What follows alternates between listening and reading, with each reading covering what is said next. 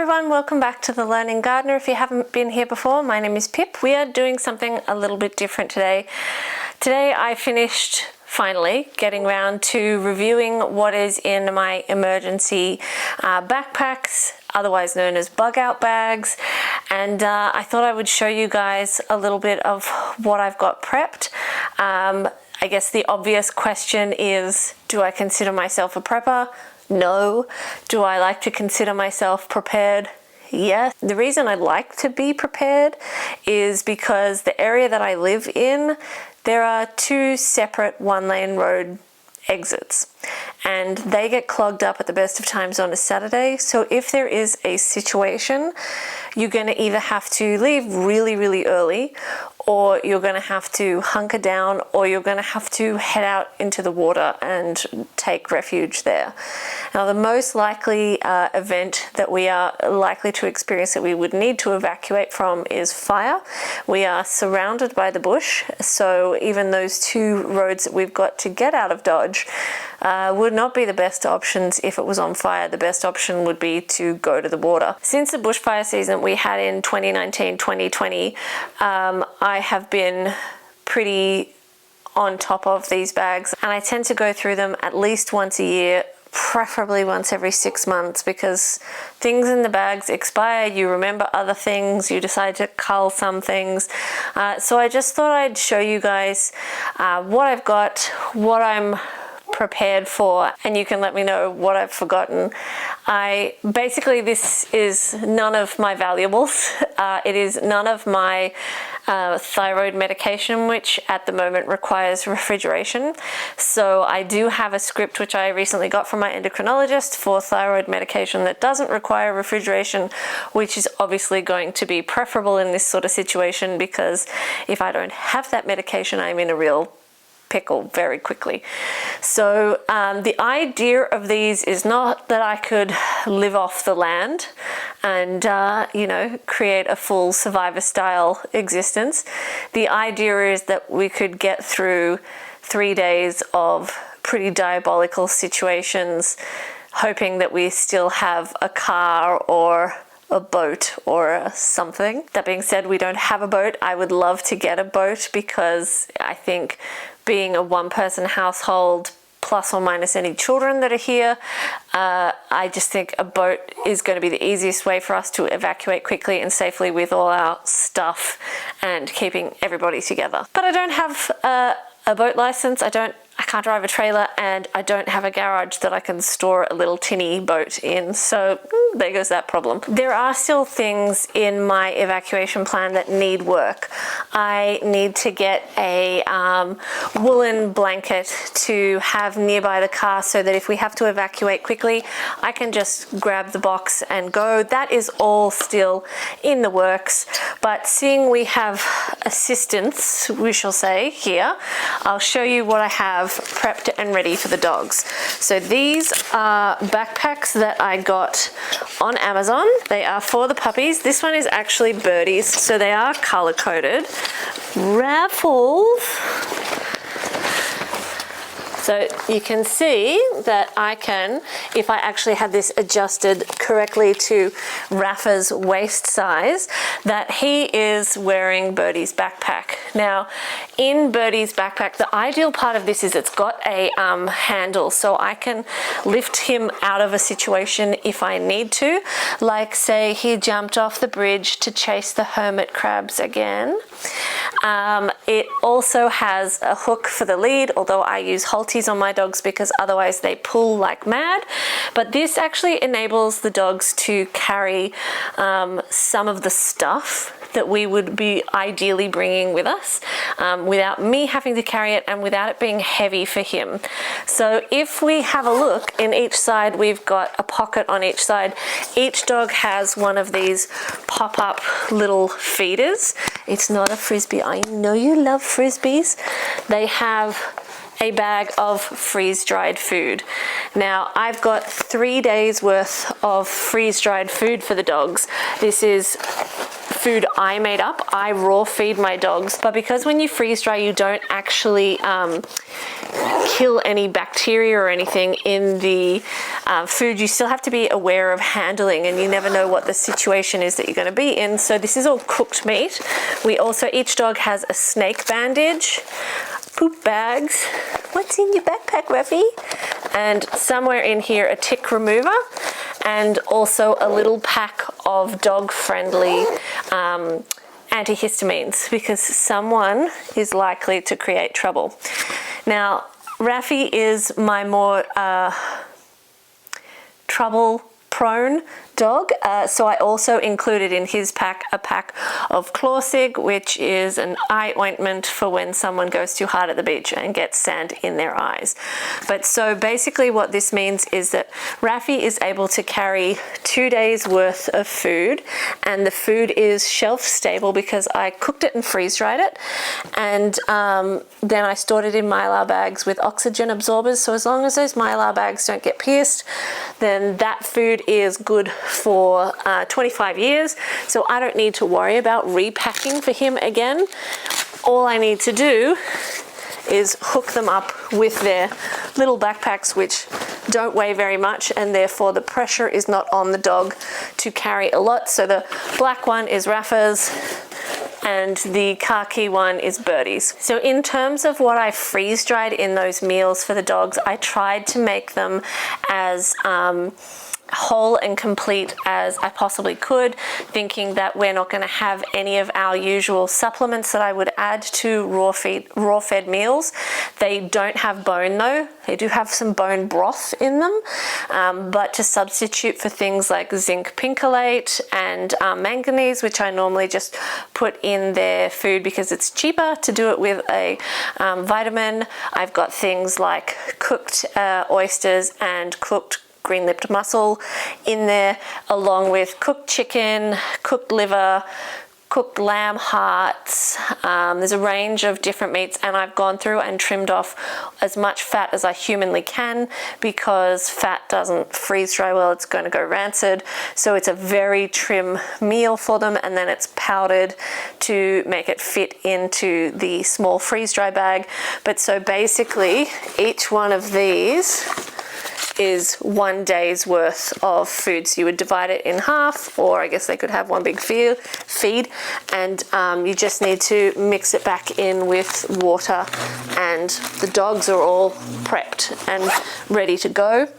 Now, I did order a bunch of these bandanas because I thought if there is a fire, we could wet them and then put them around our faces or protect the dogs with them. They came and they're not cotton, so I need to find an alternative that is actually cotton. I personally can't wear wool. It drives my skin absolutely insane. So it has to be cotton, and so I will also be still looking for all 100% cotton pants to add to my bag, but in the interim we've just got what we've got. So that's the dog preps done. Then we've got my medical prep bag. Now this is 100% overkill. The reason it is overkill is because I work in the health field, not a doctor, not giving you any medical advice. But my experience with life has been that things happen and you need stuff with you, and that most people don't have anything with them. So it has 2 good pockets for water on the outside. So I've got 2 1.5 litre bottles of water, and then in the top I've got easy to access things that I might need, like sunscreen, tissues, eye ointment, a torch, a bug cover for over your face, and Israeli bandages. So Israeli bandages are a bit like a super absorbent bandage and a tourniquet all in one. So they're really cool, they're sterile, and they're very important in a diabolical situation. So I've got a couple of those in the front here. And what I love about these bags is that they have these little extra loops, so if I have carabiners I can attach other things. But in here I have the puppy's adoption papers, and I need to put copies of other important paperwork like mortgage information, insurance information, that sort of stuff, medical information for me, photos of the dogs, photos of any children that we might be trying to relocate with, all of that sort of thing goes in the front here. And again, on the side we have multiple little loops that I could attach things on or into or loop things through. But my favorite aspect of this bag, and this is just a bag that I got on Amazon, is that it flips open. So it makes it really easy to access. I'm not digging around in there looking for things. Ideally, what I want to do is get a label maker and label these. So like I have a respiratory section which has Ventolin, N93 masks or whatever they are from back in the day in COVID. It has chest seals for if you have a pneumothorax, and it has a CPR mask so that you are not necessarily making contact with someone when you're doing CPR in case they have blood or whatever. Then I have a snake section, so I have a snake kit and a snake bandage. Then I have just sort of like general toiletries, so a spare change of underwear, dental floss, toothpaste, toothbrush, deodorant, toilet paper, all jammed in this little box. And the nice thing is, even better than that, I can remove each individual bag. Then I've got a mixed bag. So this has got an instant ice pack. It's got betadine, which is like a disinfectant. I've got various sports tapes because I would be taping things back together. That's my specialty. I've got some very fine needles left over from various treatments that would work really well for digging splinters out and things like that because they're also sterile and very sharp. We've got tick removers, and then I've got a general first aid kit, little scissors, band-aids, wound pads, all sorts of things. On the side it has these little elastic thingies that you can put things in. So I've got water purifying liquid, I've got hydrolyte, cold spray, spray plasters, and tick tox, which is something that you spray on ticks to kill them immediately. You can use a scabies cream called Lyclear, and if we had to hit the bush and run for whatever reason in this area, we would 1000% get hit by a million ticks, and I'm allergic to tick saliva, so the faster you kill them the better. So tick tox is more optimal. I've got more eye ointment, I've got some medication that I take, as well as things like ibuprofen and paracetamol. I've got gastro stop kind of medication, antihistamines, and a little packet of jelly beans in this little flap on the side. The other thing I have is, I mean, inside you've got all these extra compartments, so you could attach your phones, you could attach all sorts of things, but I just love this bag because it zips up so easily. Yes, I've got a lot of stuff and a lot of bandages, and I mean, realistically, we're not going to use 90% of this stuff if we're in a situation like that, but if we're in a situation, I've got everything I need. Obviously, being in healthcare, I have access to other things. So at home, I have things like suture kits, resus bags, all of those sorts of things. And the likelihood that I would need them in a 3-day situation that we are likely to face is limited. And the sort of situation where I'm likely to need a suture kit is not a situation I actually want to be in. So yeah, I'm just hoping that general get out of Dodge, everything's on fire is the situation that we are going to be most likely dealing with, because I mean, I don't want to deal with that, but that is the most likely situation. Then we've got the bug out bag. So this is just my bag of stuff. So again, the nice part about this is one can go on the front, one can go on the back. This still isn't fully packed. It's got room for me to chuck in my valuables. We've got another pop-up bowl for either me or the dogs. And it's got multiple extra compartments on the front, multiple hooks for carabiners on the front or for things to go through, and I have things like a headlamp because if it works, it needs a battery change, I'll put that out there. If we're going through a fire situation in 2019, 2020, people in Malakuta were completely trapped at the water's edge and hanging off jetties and in water. And around where I live, the fires were maybe like 20 kilometers away, but it was so bad that it was pitch black at 3 p.m. at night. So you would need something like this, more sunscreen, jelly beans, bug repellent sort of stuff. And then I have these, which I love. These are little sachets that you can use as soap, and I also have a shampoo version of those, and I have them because I hate hand sanitizer. Hate. In here I also have some disinfectant wipes, so I would also be using those, but I'm just not a fan of anything vaguely related to hand sanitizer. So you can see I could fit a whole bunch of extra stuff in here, and that would be chucking everything that we were grabbing last second. But if we literally had to grab and go, we'd be okay with this. I've got a little stove, and in here I have, again, a real positive of this bag is that it opens all the way up. So on this side I have individual little Mylar bag packs, and these have freeze-dried salmon that's cooked and freeze-dried chicken. Birdie is a reactive dog. If I get separated from her, it's going to be very hard to get her back, which is at least why I wanted her to have some food in a backpack, so if someone else finds her, they can feed her.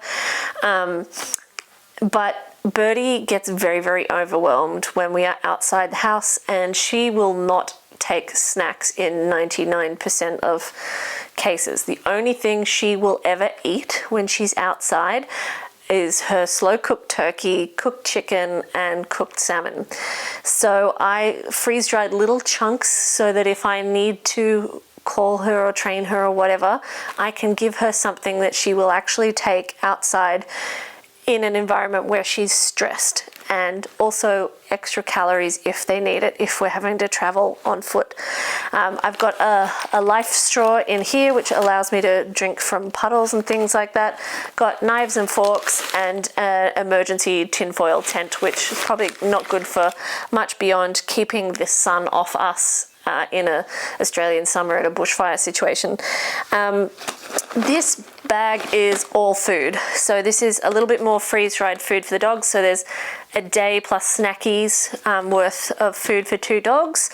I was given a few MREs, so meals from a camping store. So there are some of those in there, and there's also some MREs that I freeze dried.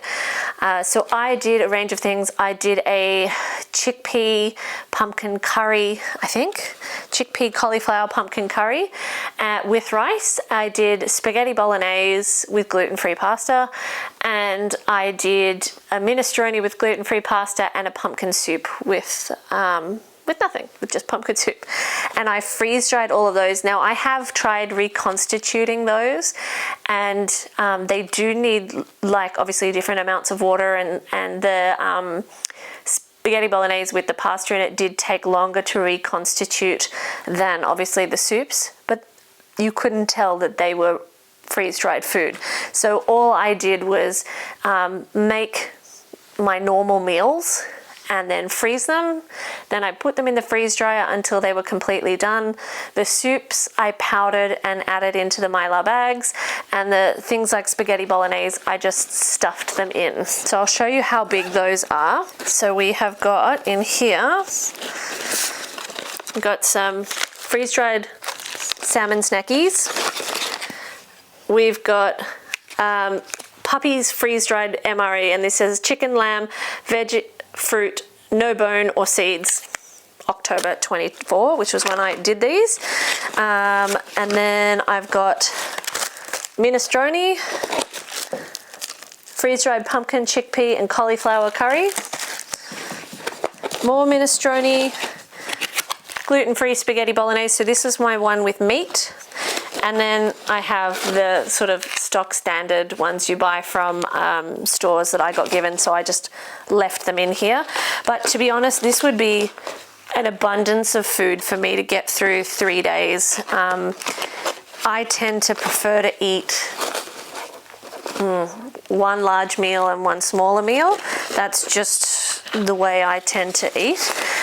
So even if you just said 2 large meals a day because you were moving about or whatever, this would be fine. So each of the meals that I put in the Mylar bags and then sealed, they're both larger than a normal meal that I would eat. So there should be plenty of calories for me in here. I do intend to add some snacks in there.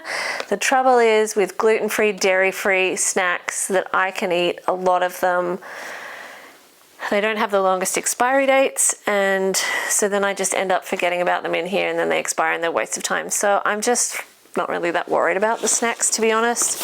I feel like that might be the least of my worries if I'm actually using these bags. In here I mostly just have a change of clothes. I have a knife sharpener and survival tool thingy, which is, what are they called? A fire starter flint thing. And I did have fire starting, the things you put in the fireplace and light them so that you don't have to worry about kindling.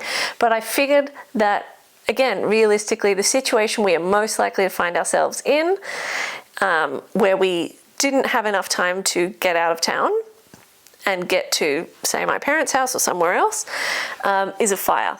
So I don't really need fire starting fuel things in my bag in that situation. You actually want to be far away from the fire. And then I've just got toothbrush, a handy tool.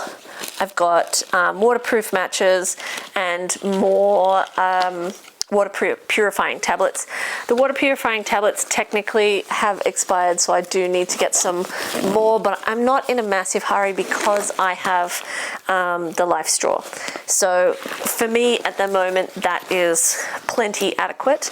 And we've got quite a lot jammed into each bag, and you don't want to be lugging around too much stuff. Like, realistically, in an emergency, you kind of would love to be going with nothing. And instead, I'm going to be going with 65 backpacks and 2 dogs.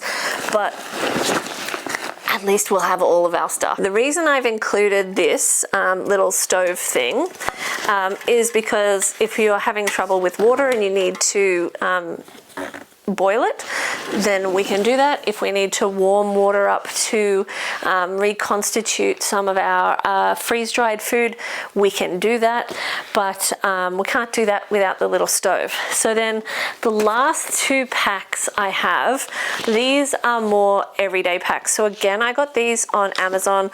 Again, they have all the little extra loops for you to add carabiners and things to. They have little straps that you can attach it to, so you could very easily clip it onto one of these bags. You have buttons that you could, again, very easily thread on and have it as an attachment onto any of these bags. They're pretty cool from that perspective. And they've got Velcro all over the place, so you could wear this on your body or have it as an attachment off here, or these I have in the car. And one is for when we go hiking.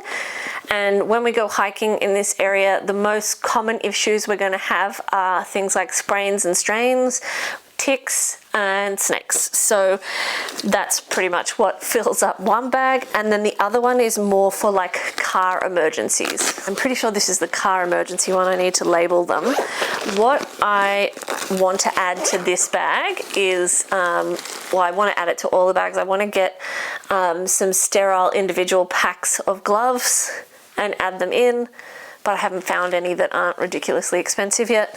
So again, these bags are really cool. They open all the way up. We've got Israeli bandages, we've got snake bandages, we've got regular crepe bandages, torch. I have a CPR mask, so you can put this one over the top of someone's mouth and nose. So if they've got like busted up teeth and you're having trouble getting air in through their airway, this allows you to kind of breathe through their nose without being breathing through someone's nose, which would be fine if it was someone you knew, but potentially a little bit off-putting if someone you don't know but you still want to resuscitate them. I've got a special cut thing for cutting through your seatbelt. Then just sort of general bandages, Providone, iodine, wipes for disinfecting,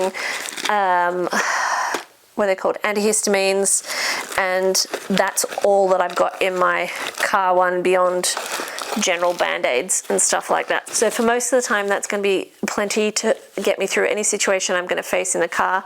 I used to have a different one in the car because I used to be I've let my membership lapse. I used to be a member of South Coast Wildlife Rescue Organisation, but I would have been way too chicken to ever do a rescue without someone more senior there because I never did a rescue, and obviously they recommend that you do it with someone. But so then you had different things like pillowcases in case there were kangaroo joeys or wombats and things like that, and you had a whole range of other things in the car, but I don't have that in the car with me now. I'm just gonna call for help in that situation. So then if we get onto the very last one and open it right up, this is the hiking one. So you've got your little flap in here, which has, again, the Providone, iodine, general band-aids, antihistamines, that sort of stuff, snake bandage. We've got Israeli bandage, general bandage. I've got a bunch of different types of wound pads in here that will stick on. We've got some TikToks with the lid falling off, general sort of itchy bite cream, and then a instant ice pack, because again, most likely things we're going to encounter on a hike are sprains and strains and things like that. So at least, while we might not have the big bag, we don't want to be carrying the big bag around all the time because it's quite heavy, but this is like a kilo. So I know this is a bit of a random video compared to what we normally do on this channel, but I hope you guys have found it useful. I definitely think that if you have a bigger garden and you grow your own vegetables and you learn to preserve food, then having things like emergency evacuation bags, it's not that uncommon. Like there's a lot of preppers in the homesteading community, or people who, like myself, just like to be ready to go. The reality is that I live by myself, so I can't rely on anybody else to help me get ready and get things going, and that I need certain things in order for me to stay safe and healthy, like medication. So I need to have that ready to go, and I have a range of allergies, so I need to be prepared to be able to deal with them. And I have 2 dogs. I'm not leaving them behind. They're sitting with me right now in front of the camera. I don't actually think you can see them, but they're with me all the time. So there's no way I would ever let anything happen to them. So of course I'm going to include them in my preparations. And I remember watching something once about the fires in Australia, and they said you sometimes have less than 5 minutes to get out, and that's it.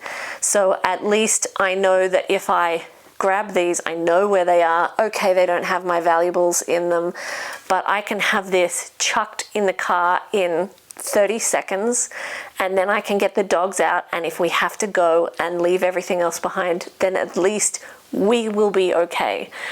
Ideally, we would have time to grab the valuables and things like that, but you might not, and that's the reality. So at least if we've got 30 seconds, we can grab some stuff and get going.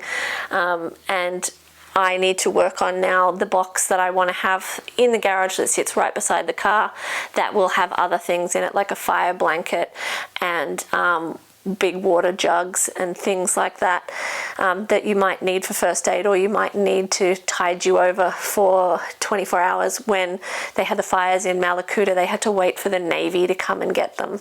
So I mean, the Navy's not going to just turn up in 5 minutes, and in the interim, they're going to need food and water, and I've got 2 dogs to feed, and myself, and whoever else I'm with. So at least I am covered and ready, and hopefully we never have to deal with any of this stuff. I know that there's a lot of people in Queensland in Australia who are bracing for a cyclone. The forecast is that it's going to be, I think, a category 2, which is not terrible, but it's still going to cause a lot of flooding and situations. So I know that there are a lot of people up in Queensland who are getting ready for a different kind of situation than what I am ready for. And I just hope everyone stays safe. And I know that in America, you guys are going into tornado season. So yeah, I just hope everyone has whatever they need to get through whatever's coming, because sometimes life is not always super fair. So I wish you all well wherever you are, and I hope that you've enjoyed this video and found something useful from it. And if you can think of anything that I have missed and that I should add, or anything that's ridiculous and I should cull, please let me know below in the comments. I'm always looking to change it up and improve my situation. I hope you guys have enjoyed this video, and hopefully we'll see you in the next one. Thanks for watching.